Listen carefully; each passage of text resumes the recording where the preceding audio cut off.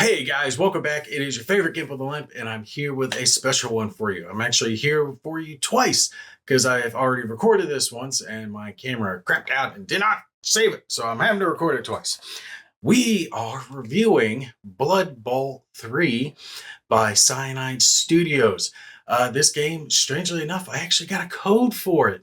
I got a box with a bunch of happy goodies because I've been covering a few of GW's products, and for some reason, someone put my name in the hat to get a goodie box from them, and it came in a few little things, paints and some stuff, plushies, T-shirt, nice stuff like that. But one of the things it included that I really, really liked was a sheet that had a bunch of Steam codes on it for all their games. Now, some of them I've already reviewed and covered, like Battle Sector, but others I have not, one of which was Blood Bowl 3. So I thought I'd do a review for it. Speaking of which, since I do have some extra codes on hand for games I've already got, you guys stay tuned. I'm going to figure out how I'm going to do a giveaway for those later on, but it will be some good ones. Like Battle Sector is really good. I have had a lot of fun with that game.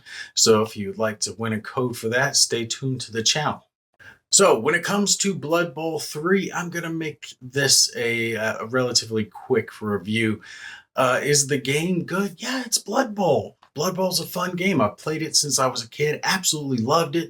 I've played the tabletop version plenty of times. I damn near all the teams for the tabletop version. It's one of my favorite games. I love painting the teams, having all those special characters, the all-stars, right? Having the tree men and the vampires, and I gotta love it. Is it good as a digital game? Well, here's where we start coming into the twist of it, right? Here's where we start having to look at it from a different angle. And my thought process on Blood Bowl 3 is I think that they shouldn't have made it.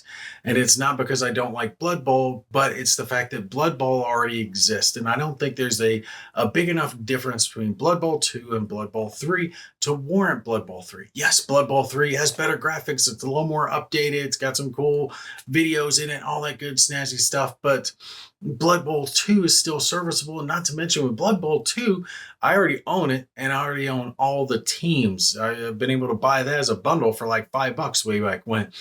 And it has all my teams, right? So everything's already there, and now they're redoing it. Yes, they're redoing it with the most modern version of Blood Bowl, but that's something that could have been put in a patch or an update into Blood Bowl 2. It didn't necessarily need to have a entirely new game created for it. What I would have liked to have seen instead of Blood Bowl would have been Dungeon Bowl. For those who don't know, Dungeon Bowl is a game that is very similar to Blood Bowl 3. Same team, same characters, same units, same goal even. The only difference is Dungeon Bowl is played in a dungeon. It has the dungeon tiles. Now, the physical game itself is what I'm talking about. It has dungeon tiles. You can move around. You can shape your own field. You have teleporters. You have flame pits. You have treasure chests. You have all this cool stuff going on in this game, this version of it. But it plays very similar. You still got a football. You still got players. They're still doing blocks against each other. So Dungeon Bowl is effectively Blood Bowl in the dungeon. Like I said, it's a fun game. It is an awesome game, and they should have made that game. Blood Bowl could have been an added bonus, a DLC, right? Because the Dungeon Bowl for Blood Bowl to work in that game, you just need to add in a pitch, right? You just need the football field to play on. That could have been a couple of dollar DLC added to the game. Dungeon Bowl has the added bonus that with it being able to be laid out in different fashions, you're going to avoid some of that tedium that you get with Blood Bowl, because Blood Bowls are always played on the same, football pitch. Dungeon Bowl would be played differently. You have different layouts. It would give a lot more variety to the game, a lot more replayability to the game than Blood Bowl specifically has. And plus, it's something new. It's something different, something we don't already have. Like I said, we've already got Blood Bowl in its digital form. Why not give us a version of Dungeon Bowl instead? I think people would have jumped all over that instead of what they've done with Blood Bowl 3, which is taking it in, yes, a more modern direction, but they're effectively just reselling us a game that we already own and stretching it out over time. And then they're adding predatory purchasing on top of it. All right, so quickly, for those who don't know, you should know if you're watching this video, Blood Bowl is effectively football, okay? It's Mutant League football with fantasy figures, right? They're hitting each other, they're trying to kill each other, break their armor, and it's played by all these different factions. So you've got vampires, you've got werewolves, you've got humans, you've got orcs, you've got tree men, you've got big freaking rats, right? All these different types of factions, all the old world Warhammer fantasy factions are represented in the game, and it is a blast. Love that aspect of it. But again, all of that's already owned in Blood Bowl 2. We don't need it in a Blood Bowl 3. Ah. So that's the basic gist of the game. You're trying to get the ball in the end zone, win it for your team. It's played over basically a couple of turns, a couple of large number of rounds. I think it was at 9 rounds, if I remember right, 9 or 10 rounds. All right, going back and forth, and then the half, and then you do 9 or 10 more rounds, and then that's the game. Whoever has the most score wins. Right, easy peasy. Here's the rub. Right, when it comes to Blood Bowl 3, there's a few things that they're doing wrong, right? That they've changed, and it's not in a good direction from Blood Bowl 2. One's the interface. The interface is just not intuitive.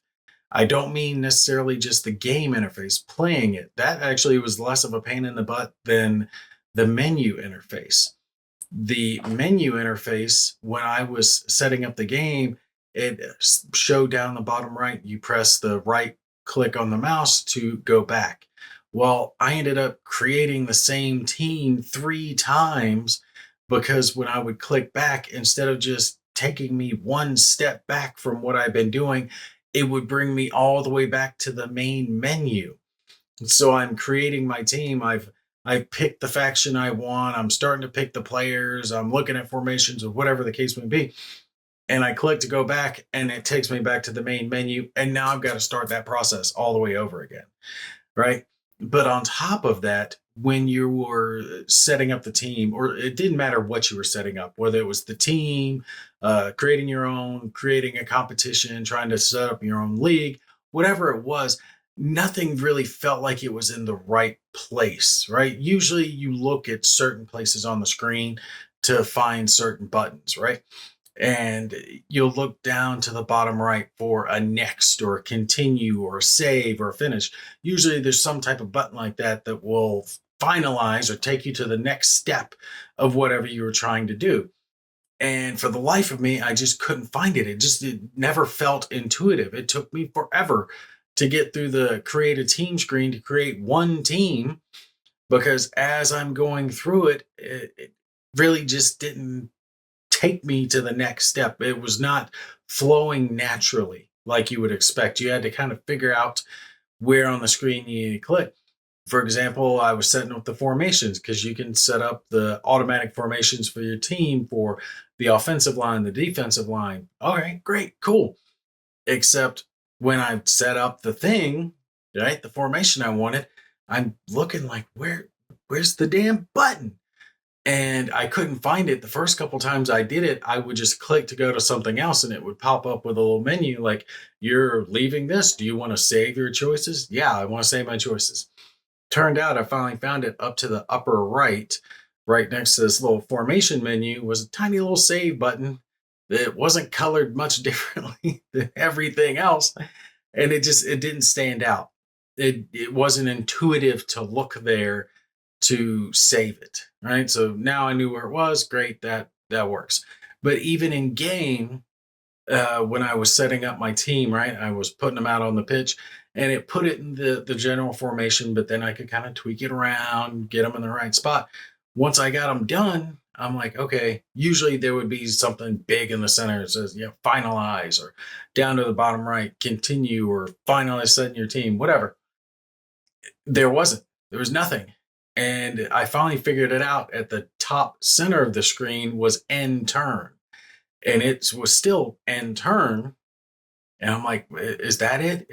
Do I end turn to finalize my formation? So I click that, and that ended up working. But I'm like, that's not intuitive. People aren't gonna look at that and go end turn. That's what I should hit to finalize setting up my formation. It's little things like that. It just doesn't flow smoothly from one step to another with damn near anything that you're doing in the game, right? It's hard to describe, but when you play it, it just doesn't feel right. Now, part of the problem with this in the interface was the fact that the very first thing it asked me is, do I want to play offline or do I want to play online? And evidently, both of those are very, very separated. And if you're playing offline, nothing you do offline can be associated with anything you do online.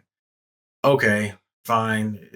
I don't know why you're separating that out. If I'm playing a solo league, then you don't have to let me use my solo league team with an online league. That's fine. That's fair. I couldn't set it to easy or play against the AI to build up a kick-ass team to go fight other people.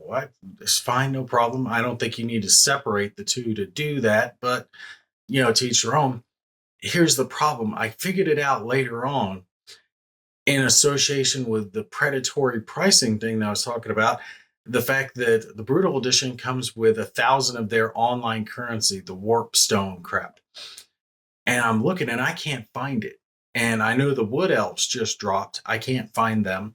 I know the Lizard Men are on there somewhere and I can't find them. And I'm like, what's going on with this? And I think what it is all of that is locked online. So you have to give them your email, set up an account, and do all that crap, like set up an online Blood Bowl account to have the online access features, which evidently is everything because I can't access the Lizard Men as a DLC on Steam or the Wood Elves. I can't access them either as a DLC. I couldn't see anywhere to spend the Warp Stone playing the game offline. And I'm like, you got to be kidding me. So now the factions are going to be locked into online only. Well, what about the players around the rest of the world? Because there are people besides just those of us in the US and Western countries. Some people are playing in areas where they might not be able to set up an online account. What are they going to do? Right? They're just going to be access to the base game alone. They couldn't even add anything to their game because they're not given the option to do so. Right? And I'm like, what the hell's going on with this? Not to mention the fact that there shouldn't be Warpstone or any online currency at all. I don't want that because that means that you have the option for people to buy that with real money. And at least I'm assuming so. I didn't set up an online account, so I can't say with 100% certainty. But every other company that's ever set up an online currency has people play with the ability to earn it generally, and then the ability to buy it. That's their whole point. They want you to buy that dumb currency rather than just charging a fixed amount.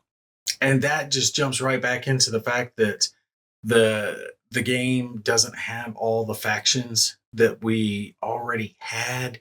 They're kind of fibbing it by making people think that they have access to more factions than they really do.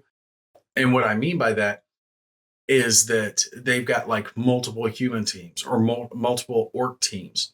The human regular human team, and then there's like the nobility. There's really not much of a difference between those two teams. There's colors are different, but that's about it.